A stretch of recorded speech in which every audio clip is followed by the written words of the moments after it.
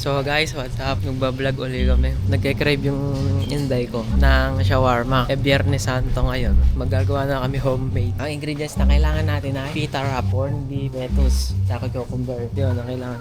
Kaya, ang pangit ang buhok pa. Yun ang kailangan namin. Wala dito sa O-Save ng yung hinahanap tayo. Lipat tayo. Ano tayo bilhin nun? Sa Friendship? Hindi, doon tayo nakakita sa noon. Sa may Pro Gold. Kano ba dun? Hindi ko alam eh. Hindi ka na makalis, boy. Ito na ang paunang ingredients, guys. Yan. Wow, sarap. Wow. Wow! Ito pa, ketchup.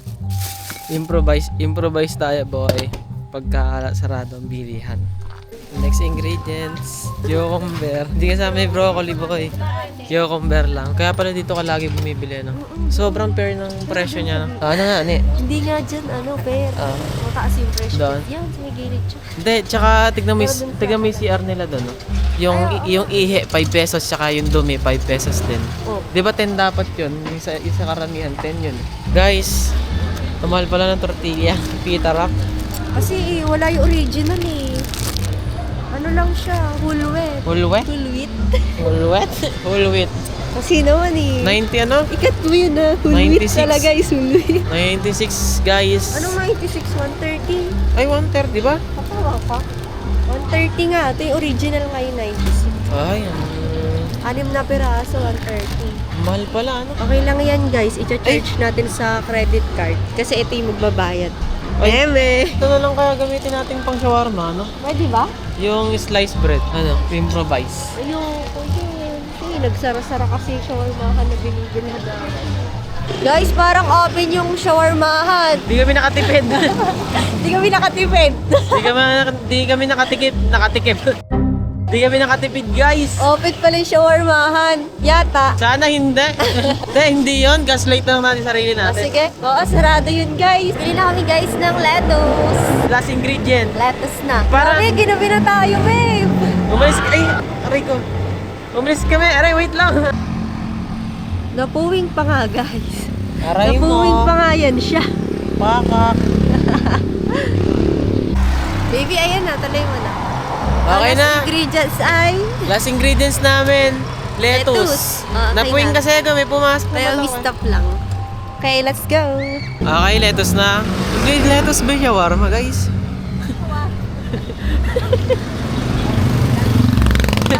Experiment siya. Dahil tignan na lang natin guys kung ano yung magiging lasa nun. Feeling ko masarap din naman. Yung lettuce pang binili niya guys, yung pang yung pang salad. Ayun na siya, happy. Tara, let's go. So guys, eto na, gihiwa na kami ng ingredients. Ikaw Ano na, tawag sir, dyan? na. Ito yung lettuce guys, na pang salad. Yun, let's go.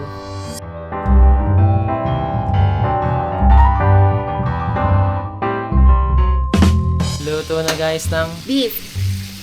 ayun yung beef namin guys. Ito ginamit naming beef. French house. Tortilla. Guys, ito yung lettuce. Tapos ito naman yung cucumber tsaka tomatoes. Tapos caramelized onion. Ano ba ito? Corned beef. Corned beef. Tsaka yung tortilla wrap namin. Ito na siya. Okay, bye. Okay, masilyan mo. Dapat guys, kinakamay para authentic. Very Indian style guys. Kailangan kinakamay. Tara po. Corned beef. Kukuntian ko lang guys kasi sobrang na ito. Maanghang siya. Kinakamay niya guys. Indiano nga bro. Indiano kasi yan siya.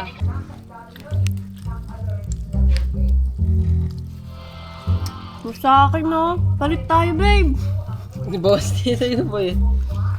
Wow. Burrito. Guys, maganda yung balot ko. Close na close. First bite. Ay, tutulo babe. Sarap. Magpakasarap ka.